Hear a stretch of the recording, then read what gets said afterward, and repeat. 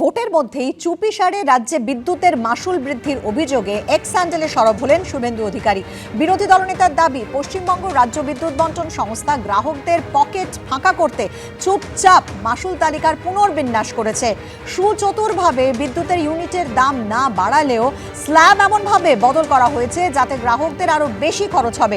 দুটি সম্ভাব্য বিদ্যুতের বিলের হিসেব তুলে ধরে শুভেন্দু লিখেছেন, এভাবেই মমতা বন্দ্যোপাধ্যায়ের সরকার তথ্য প্রকাশ্যে না এনে গ্রাহকদের লুট করে চলেছে। পশ্চিমবঙ্গ রাজ্য বিদ্যুৎ বণ্টন সংস্থার দাবি, বিভ্রান্তি ছড়ানোর চেষ্টা চলছে। এই প্রচার সম্পূর্ণ উদ্দেশ্য প্রণোদিত ও অসত্য। বিদ্যুতের মাশুল একই আছে।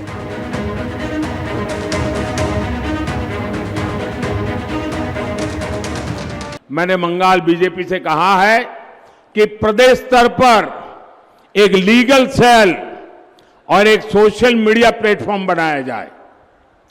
इससे उन लाभार्थियों को मदद होगी जो डॉक्यूमेंट्स सही होने के बाद भी इस घोटाले के शिकार हुए हैं।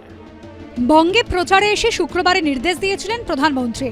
তার 24 ঘন্টার মধ্যে রাজ্য বিজেপির তরফে তৈরি করা হলো লিগ্যাল সেল।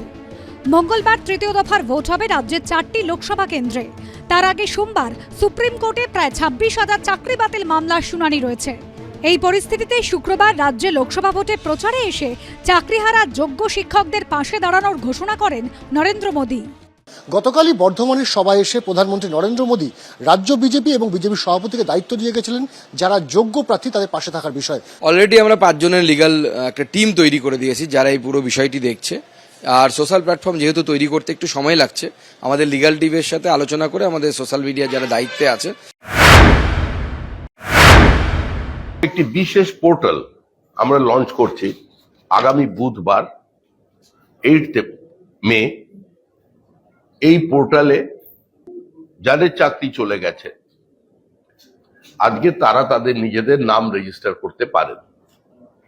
আমরা প্রয়োজনে হাইকোর্ট এবং সুপ্রিম কোর্ট পর্যন্ত গিয়ে তাদের জন্য যত প্রকার আইনি সহযোগিতার প্রয়োজন তার খরচা বহন করা থেকে শুরু করে তাদের সর্বত প্রকার সহযোগিতা আমাদের দলের পক্ষ থেকে আমরা করতে অঙ্গীকার। মানুষ বুঝে গেছে বিজেপি মানুষের চাকরি খেতে চাইছে, মানুষকে বঞ্চিত করে রাখতে চাইছে, নিপীড়িত করে রাখতে চাইছে।